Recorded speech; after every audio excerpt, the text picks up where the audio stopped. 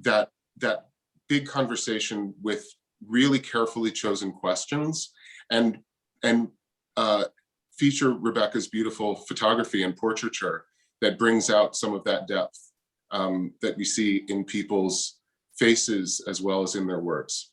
And so the project was kind of conceived and born over the summer, and we spent many hours refining the idea and working it out, and we're really happy to be presenting it to you tonight. Thank you. Garth, I'm going to jump in because Yona is on the slideshow now. Let's go.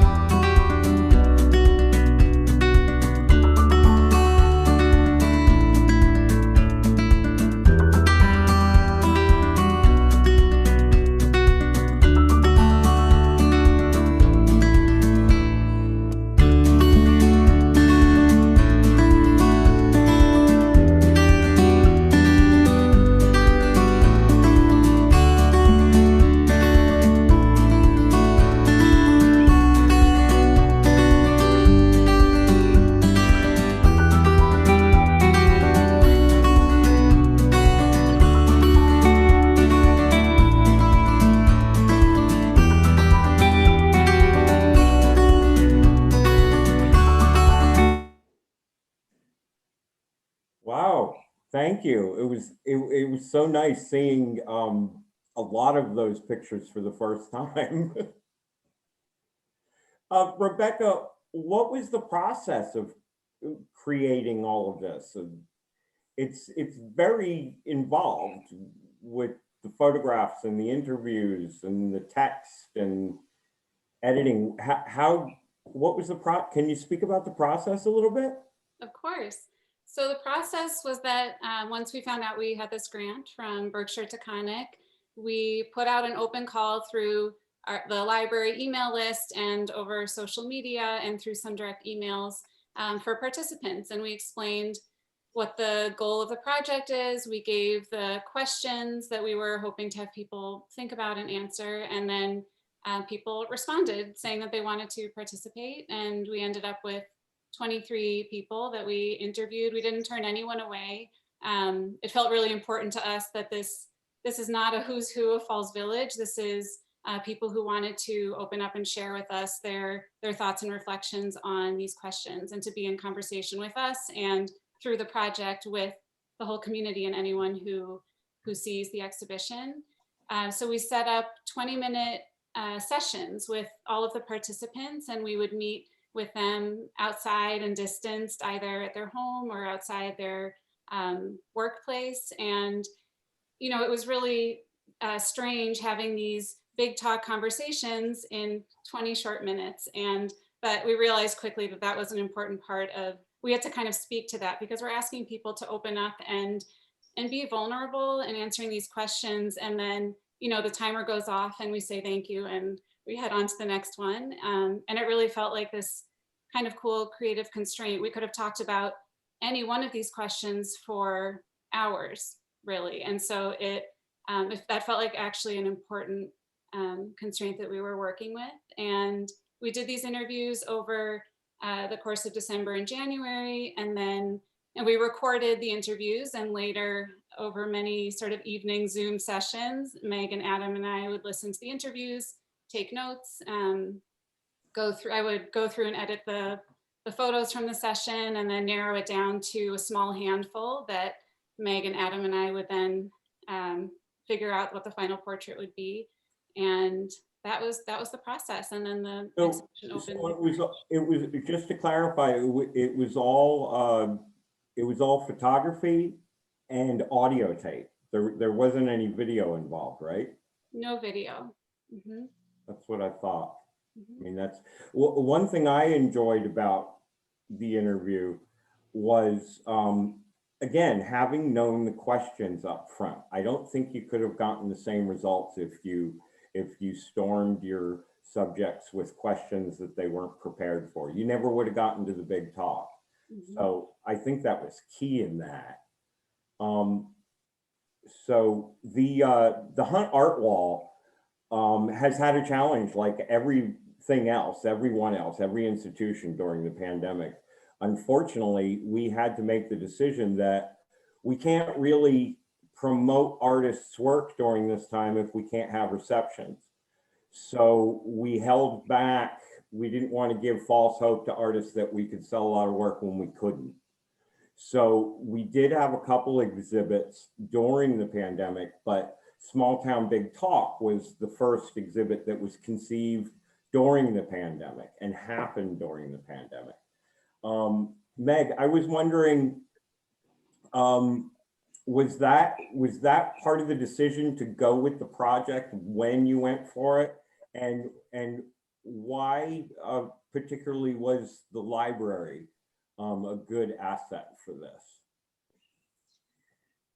I think the library was the perfect place to stage this exhibit. A lot of people who talk about the Hunt Library use the word community center. And so a community centered project was perfect for our space. It also helped that, usually the art wall has artists lined up a year in advance, and there was a gap that we could fill, which was such a serendipitous kind of amazing thing for us.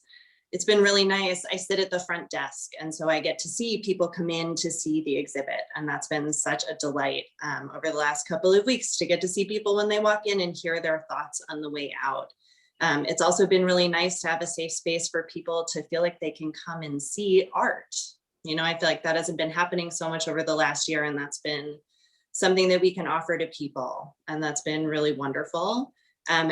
What's really struck me, two things that people have said over and over again coming out of the exhibition. One is that Falls Villagers have a lot of wisdom. They've been really delighted by the different perspectives and different kind of pearls that they've been leaving with after they read the quotes on the wall. And the other thing is, people think of Falls Village as this tiny town where everyone knows everyone. And I think something we really achieved was getting some new people, getting some people who maybe aren't as well known in town. And a lot of people have come in and said, I don't know most of these people, and they're surprised. And I feel like that feels really good to get to introduce new faces and new perspectives in a town where everyone thinks they know everyone. A good deal of this town also comes from other places. For sure. Rebecca is from the Cleveland area. I am from New Jersey. Adam, California, or?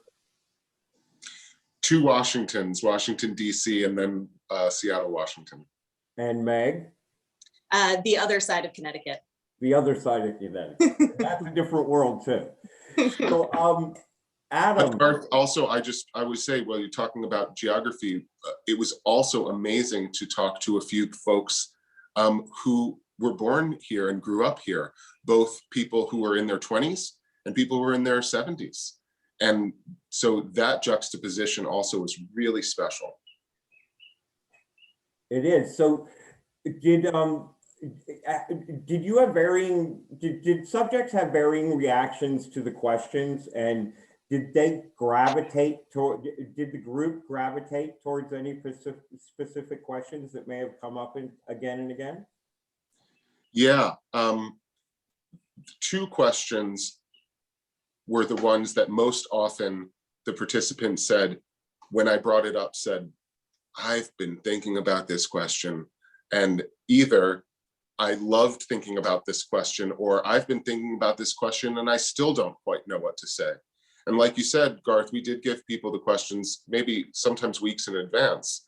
And so that felt good that we were asking good questions, I think. But the two questions that kind of stumped people or invited them to go deeper were, one, what's a belief that you hold that's changed over time?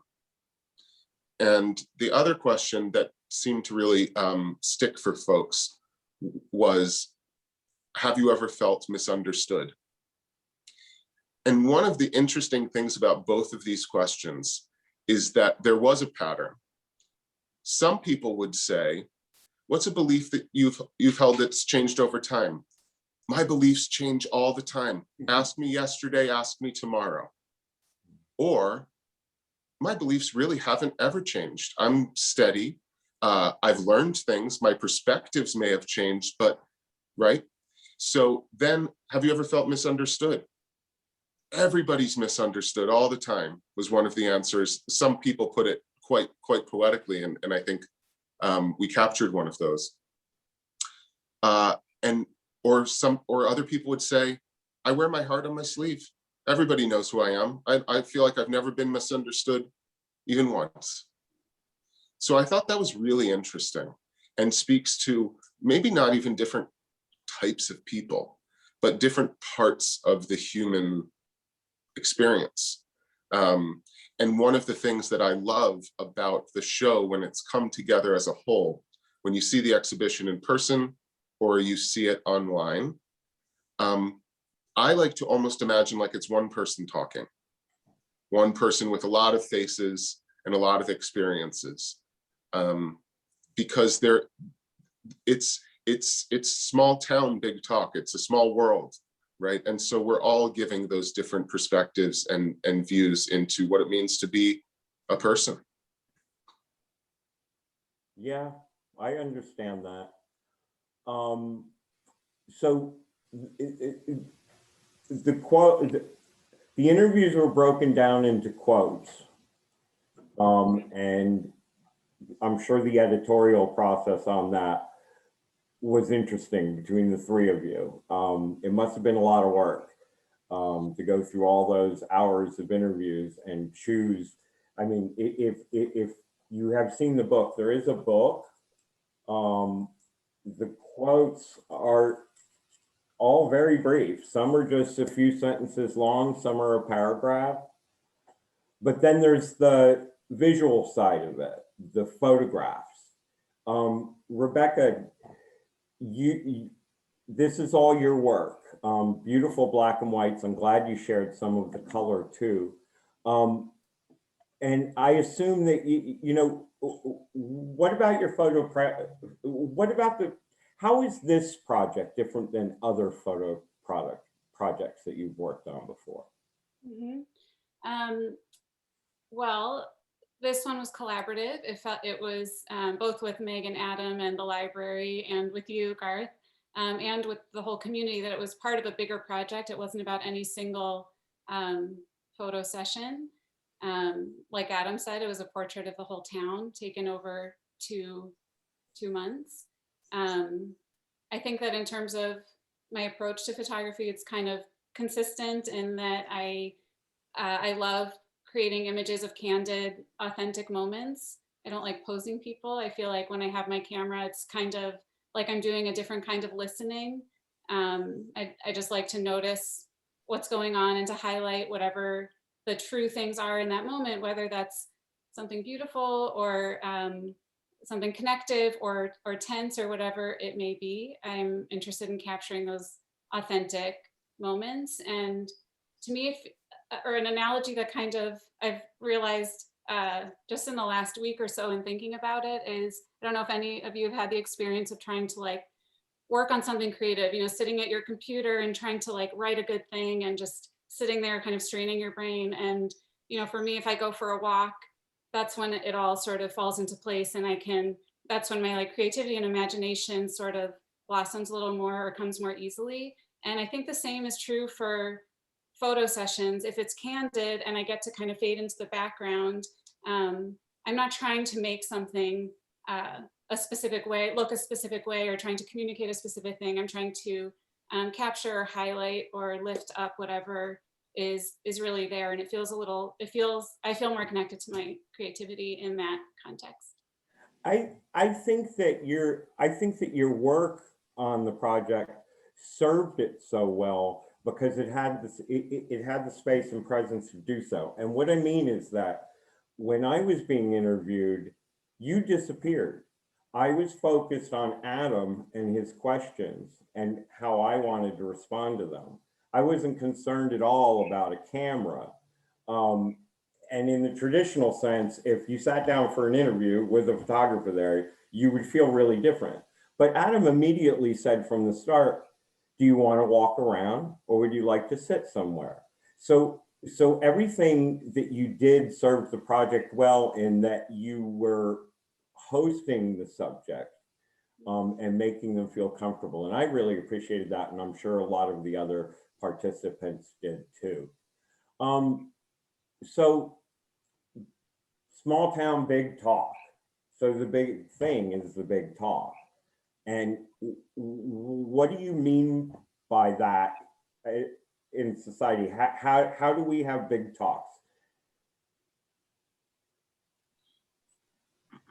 I'll take a shot at that question. It's a big question. I think that when we were thinking about this project, we reflected on our own experiences in Falls Village and in the rest of our lives, how the standard mode of communication is small talk. And we don't want to diminish the importance of that, right? That's actually how we gain really important connections with each other and find out what's going on in our lives and how's family and what book have you been reading? And those are all actually really important things. But when do you have a conversation with somebody where you actually just say, what are your hopes for the future? You know, that's actually, I think, quite a rare kind of conversation. And then when we were thinking about the social and political and national and community dimensions of the world situation right now, we really felt that maybe at the root of some of the challenges that we're having is that we're not in that mode of big talk nearly enough. And when we're not doing that, we're not actually able to share the genius that lies inside each person and inside the human race. We're really missing out on something. Well, So we were just striving for that. That speaks to civic engagement, and which has been a diminishing thing. You know, for a long time, people, you know, not really connecting with their neighborhood and getting involved in, you know, a local institution. Bars are institutions too, I guess, and you meet a lot of people that way and have some big talks. But just being part of your community as helping the community, serving the community. So civic engagement, I think, is really key. And with this pandemic and the explosion of social media to too many moments in our daily life, we're still losing direct contact with people. So I think your project is good and that it's striving for that. Go ahead. One other thing that occurred to me in reflecting on what you're saying, Garth, is that here's an example. A lot of folks in our interviews talked about diversity and appreciation for the diversity that exists in Falls Village in various ways, and also a yearning for kind of diversity that may not exist in Falls Village in other ways. once you share that common goal, and it could be or dream or aspiration or desire, and it could be a desire in a number of different ways that people shared other kinds of things, then you can actually go back to those people and say, hey, you know, the five of us have all expressed a desire for this kind of experience. Let's do it. And so that kind of civic engagement really can come so much more easily and naturally when we understand what's motivating people. Exactly. Yeah. I was wondering if the pandemic affected subjects' willingness or not to participate in the project. I've been really literally locked down at home for 10 months. So when you put out your call, I said, yes, I want to do this, if only for the social interaction. Did you find that the pandemic had an influence on people's participation? When I was listening to the interviews from the couch, because I wasn't present for the interviews, I was blown away by how much thought people had given the answers to their questions. And I wonder if isolation gave people more of a chance to think about things and what they wanted to highlight, and also how willing and open people were in talking about things that sometimes were heavy or were not things that you talk about at the post office. And I did definitely think about whether or not isolation made more room to be open in this situation, where maybe necessarily you wouldn't have wanted to, but people were really yearning for personal connection. And I think we were able to provide it in a way that doesn't happen so often. I can't help but ask, did most of your participants have any issue with wearing a mask or not?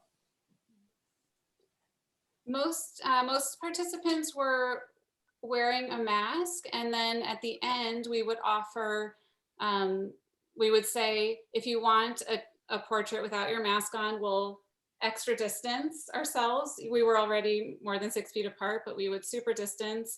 We'd keep our own masks on, and then and they would have the chance to take theirs off if they wanted. We also asked, all the participants would fill out a form expressing interest in participating, and in that we addressed COVID protocol stuff. We said, if we're more than 6 feet apart, do you want us to wear our masks or not? So they had a chance to say all of that when we're not in the moment of the session. And so we knew before meeting up with someone what their comfort levels were with COVID stuff. And we were always at least 6 feet apart. That's a great spot to encourage everyone Zooming in tonight to fill out the Small Town Big Talk questionnaire if you haven't already. You could access that from the library's website at huntlibrary.org. Were there any challenges? Did any unexpected things come up or surprises that you hadn't thought of? I can start, and then I'm guessing Meg and Adam, you have something too. Yeah, a few things came up. I mean, one which I think is kind of obvious and maybe I could have predicted is just how to narrow down quotes and images, because you have these people who chose to participate, and then they have one image and one short quote that represents a 20-minute really rich conversation that we had. And so that felt really challenging, trying to decide how to choose, how to narrow it down. For me, I think wanting to make sure people were comfortable enough felt like, you know, kind of early on. I mean, this is something that we joked about at the beginning of the project. With our very first interview, I was like, Adam, can you bring, you know, we should have chairs. We want people, they should sit if they want to sit. It's awkward if we stand. I want to make sure they're as comfortable as possible.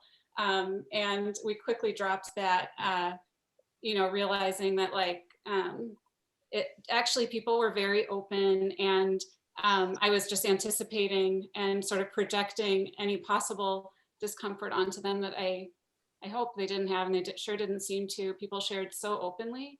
I also think it was kind of a challenge deciding what the art is in terms of for me, it's not about any single image. And that's kind of what led to the idea of what we're calling Small Book, Big Talk, the book that Garth showed, because that felt like the art to me, the combination of all the things together. And so that felt a little challenging to navigate and figure out. Another challenge came up for us pretty early on in assembling the roster of people who we would be interviewing. Rebecca said, I think you said earlier, it's not a who's who of Falls Village. So we were at, when we were first thinking, oh, I hope we can get somebody from Town Hall, and we want to get somebody from the library, and we should get a farmer, and and kind of trying to fill these different boxes. And that's not really how we went about it. But we did want to get a diversity of people in terms of ages, in terms of background in life experiences, in terms of gender, all of these different pieces.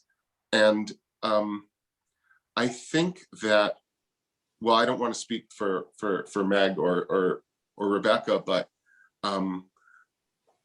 not in a disappointing way, but I actually don't feel like we quite got where I'd like to be in terms of the full spectrum of people. And maybe that just means that we need to do 1,000 more interviews, and then I think we'll actually have gotten the entire population of Falls Village. But there is something about the full spectrum of human experience, even across the political spectrum, all of these different pieces that we know are, constellate into who we are. I don't think we quite got there. And that's something that that is a learning to carry forward in whatever way. Something that I'll mention is that after, hours of listening to interviews and choosing photographs, one day the photographs were here and it was amazing. And we finally met in person at the art wall and started thinking about spacing and how do we do this. And we were so fortunate because that would have been a serious challenge, the installation bit. And we were really fortunate to be supported by the art wall committee. So Garth is the chair of the art wall committee. He handled all the PR. He was invaluable in lots of ways, giving incredible feedback. And Zoe and Sergey are the installation team. And so we didn't have to measure, the perfect spacing. They did it all. And that was such an incredible relief. Yeah. Well, thank you. And these things really can't be done without Zoe and Sergey. For sure. We Yeah. are very, very lucky to have them on our team. Thank you for all those answers. And I was wondering if we have any participants with us this evening that would like to chime in about their experience with the project or anything in particular.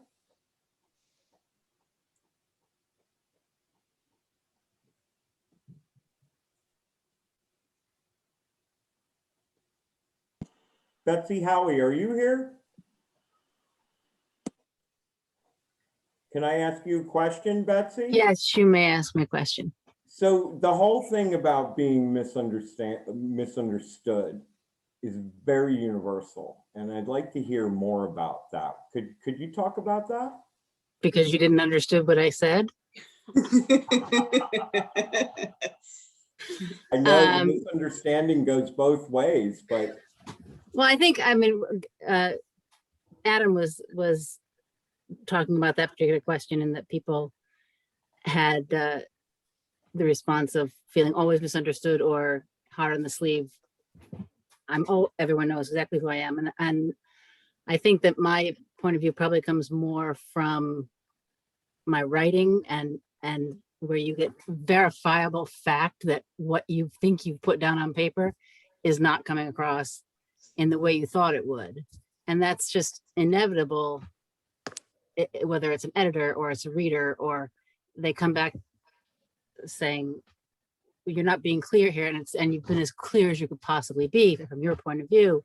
but it's just never going to be taken. Everyone's life experience is different. And so they come to those words from a different position, and they're going to read it slightly differently. And that's, there was actually a pandemic experience that was non-writing that reinforced this. I found that when I was in these Zoom meetings at work, everybody would come to the end of the meeting feeling like, okay, we've come to this conclusion. Everyone knows what they're doing. Go out and do this, boom, boom, boom, boom. And then after that meeting ended, you would have subsequent individual conversations with various people and realize that nobody left that Zoom meeting with the same idea of what it was that they were going to do. And I think that that sort of misunderstood thing has become even more acute in this last year. I found Zoom to be a challenge too. I think we all react to these things differently. And I, for one, sometimes I feel like my teeth are a little bit too on edge in lots of meetings. So I actually stay away from these things a lot. There was a good question out there to the team. Was there a question you now wished you had asked?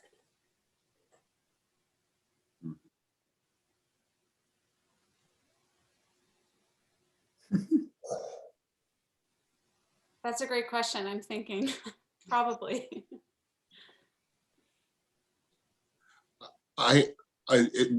The first thing that comes to my mind is that I hadn't thought about that at all, which is interesting because the project is so driven by these questions. They kind of settled in for me. And this is what it is. But I would say that crafting and choosing the questions was a process that could have gone in any kind of direction, and we could do again, and we probably would come up with different questions. And it sort of sets the parameters for the project from the very beginning in a very powerful way. And so, you know, the idea that questions are sometimes better than answers, I think is apropos in this situation. Were any of your questions unanswered? Someone asked, what questions did you ask that didn't make the cut? And I assume they mean from an editing standpoint. Was there anything that you asked that wasn't really covered maybe to the way you wanted it to be?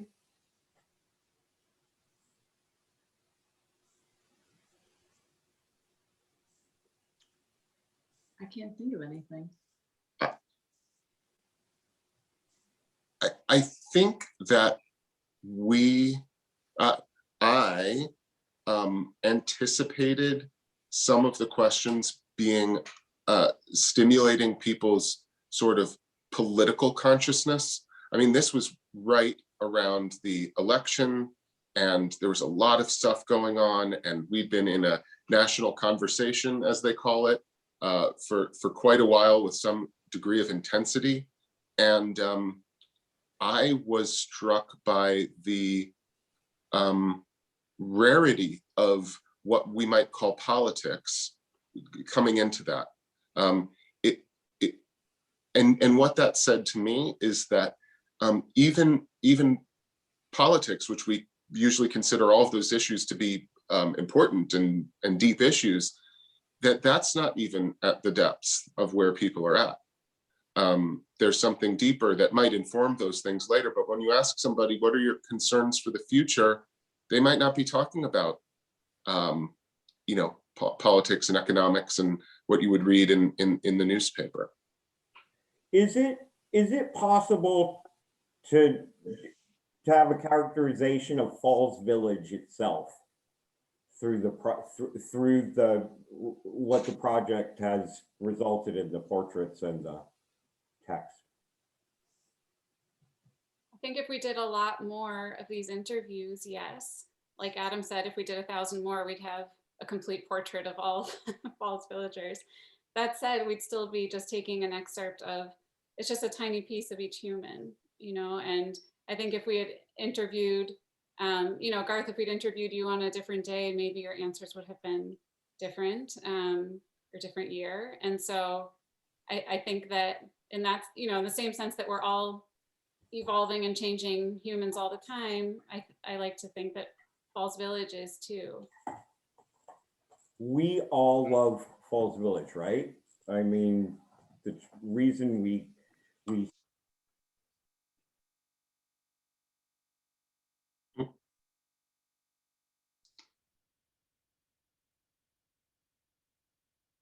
Seems like we lost Garth for a second. I'm interested actually in any other folks who participated in the project. If you want to answer Garth's question or a question that he didn't ask about what was your experience in seeing the exhibition as a whole, or what was your experience in participating to begin with? Anybody who participated wants to jump in.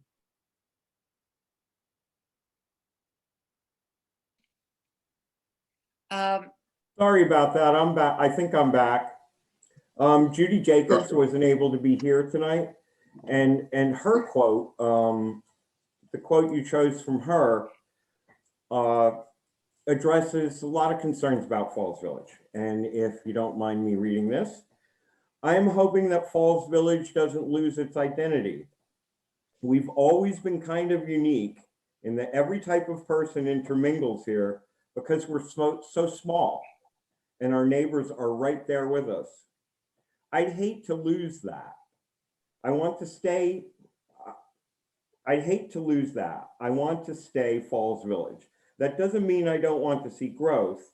I just want to see it where it's bringing everybody together. Does anyone have any comments about that? When you were asking if there was anything, you know, that came up that kind of through all the Falls Villagers, something that I would say is that people are curious about their neighbors. You know, people want to know who lives next to them and who they see at the post office and what's going on with them. And that's something I really love about living here. You know, people come into the library to get their library card when they're new in town, and people introduce themselves. You know, they're curious and they want to tell them when the dump's open or whatever useful information they can share. And I feel like that came across both in interviewing people and in watching people engage with the exhibition, was a lot of curiosity and like a lot of good-heartedness and wanting to connect with other people in town. And as the assistant director of the library, you're right there up front. I get to see it a lot. And we made and some do of our you first see- friends at do the you- library before I worked there. Do you see a lot of new faces? We because do. we keep hearing about an urban exodus into Litchfield County. Are you seeing that? Yeah, we are seeing a lot of new faces. You know, like I said before, people come in to get their library cards. I feel grateful to live in a community that really sees the library as a resource in a lot of different ways. And also Rita's been leading story time outside all winter long. It's finally getting warm enough for them, but they've been in the parking lot through, you know, snow and rain. And there are new faces there all the time, and they're really enjoying it. They're enjoying being here. They're enjoying building community in a way that maybe they didn't get to, you know, in a more urban area. And that's been really nice. Thank you. Also, Garth, when you disappeared for a second, Daly was about to share something. Daly, did you want to jump in? Thanks, Rebecca. Well, one thing I wanted to say is I want to really thank you, Rebecca and Adam and Meg, because I so treasured being asked your questions well before you showed up. The chance to reflect on something that somebody else cared about during this lonely, strange year, that you folks reached out and you wanted to listen to your neighbors, to us as a community, I thought was the most wonderful thing. And I thank you for that. Thank you, Daly, and you're totally right. What the three of these, Oh, yeah. what the three of these Yeah, young Falls Villagers have done. did for us was a really great mitzvah. It wasn't it. Exactly. My word. Okay. So, small town, big talk team. Is there anyone that's with us tonight that you'd like to bring into the conversation? I know, I don't want to put you on the spot, Julia, but I know we had just talked about whether you'd wanted to share anything. You're welcome to, as another participant.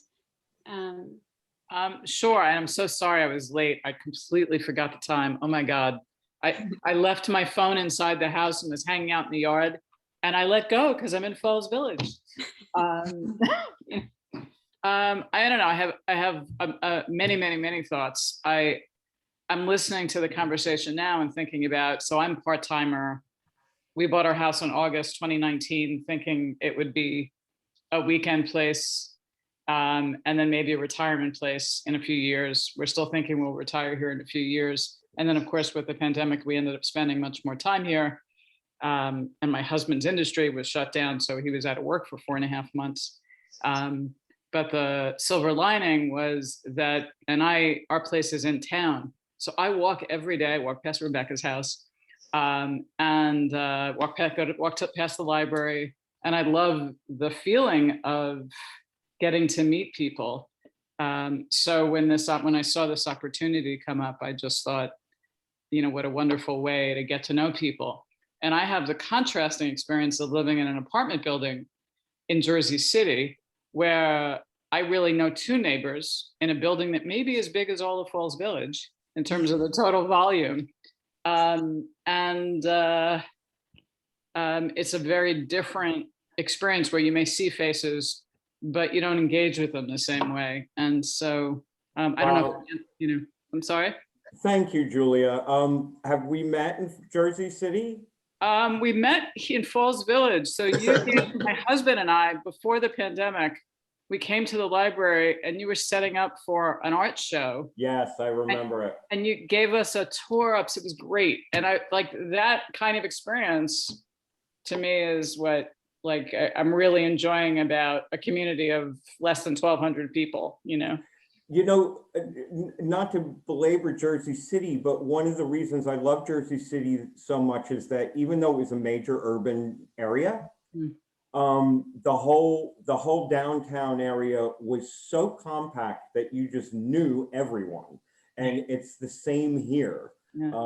This is it's another microcosm town that has, that you just know everyone and Right. you feel like With more it's space.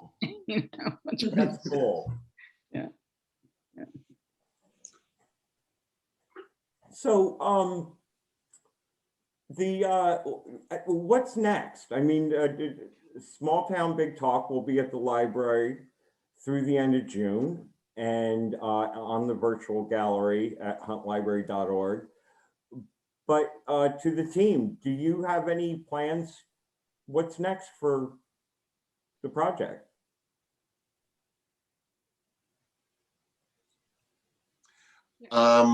Well, it's lovely to have come to a kind of a resting point with this, because it was months of kind of a complicated process, and we didn't exactly know how it was going to come out. But we have been talking about the ways in which we could see this being of service and exciting and fun for us and other people in other towns, more in Falls Village. Berkshire Taconic Community Foundation should fund us to do the whole country. It's a Netflix series, maybe. I mean, really, I think that what's next, in all seriousness, hopefully what's next is that the ice is sort of broken hopefully for folks who just see the exhibit or have participated, to just think, maybe the next time I do see someone at the post office and we get into a 1-minute conversation, that maybe we will talk about what's really on our minds, what's concerning ourselves about the future. Have you changed your mind about anything recently? That would be really cool if the mode of engagement and the types of conversations just started to shift that way, because our original idea, as we've spoken about a couple of times, was that these kinds of questions and these kinds of conversations might actually have an effect on the world and on our communities if we pick it up. So we're kind of the people who participated in this, not us, but you, and I see some others of you on the screen here, are modeling something, and we hope that model does what models should do. And we'd like to encourage all of you to go to the website and participate yourselves. So you can answer the questions. We have an iPad at the end of the exhibit with a carousel that shows different people's responses to the question. And I love once or twice a week stopping by the iPad and seeing what people are saying, and it changes all the time. And that's been a really enjoyable part of this, to see people, engage with the exhibition and then add their own thoughts to it. And there are very nice framed portraits. Can't get, well, there we go, no glare there. This is one of Rebecca's photographs, and they are available. You could find a link to them on the library's website, huntlibrary.org. And coming up in May, the Main Street Magazine, their May 1st edition will have a feature on Rebecca written by the esteemed C.B. Wismar. So make sure you get a copy of that. That's a free magazine that's published in the area, and you can pick it up in most public spaces. And the exhibition can be seen at the library through the end of June. Make sure to visit huntlibrary.org so you can fill it, so you can access the questionnaire and add your voice to the mix. And if you want to show your support for everything the Hunt Library brings to our community throughout the year. So is there any closing comments from the team before we say goodnight? I have two thoughts in response to the what's next question. One is kind of related to Adam, what you were saying about hoping that the project inspires people to have big talk conversations in their own lives. And I ran into someone that we interviewed a couple days later at the post office and was really struck by how we just talked about the weather. I was like, man, this is hard. Unless it's like a structured time and you're going to be talking about these questions, it's really hard to ask the questions on the spot and to answer them. And so that feels like just a question I'm holding for myself. How do you do this in real life when it's not, I'd love to have so many more of these structured and planned conversations. And I can also imagine doing big talk with like a series with frontline workers, big talk with women of color, big talk with first generation immigrants, something like that I think could be cool. But yeah, that's something that I'm sitting with, is how, we can sort of have these conversations in our minds. We go look at the exhibit and we learn more about people and we think about it for ourselves, which I think does open us up a little bit to imagining what other people's responses might be, or just to feel a little more connected, more of a human connection with people we don't know. But to have those big talk conversations is hard. Yeah, but my suggestion is maybe put that question at the end of your iPad questionnaire. Mm-hmm. Put that question in. What's next? Yeah, we can do that. Well, thank you, Rebecca. Thank you, Adam. Thank you, Meg, for bringing this project to the Hunt Library. It's a gift, and everything you've done was incredibly professional. And I think everyone has something that they were very comfortable with and can be very proud of as well. So thank you for everything you've done with the Hunt Library Art Wall, and you really made the most of it. And thank you. I want to thank Rebecca, Meg, Adam, and Garth. Thank you very much for hosting this evening. Thank you, Woods. Yeah. And thanks to everybody for coming. We really appreciate you showing up and supporting us. Thank you. Thank you, Garth. Thanks, everyone. Thanks, everybody. Good night. Take Good care. night. Bye.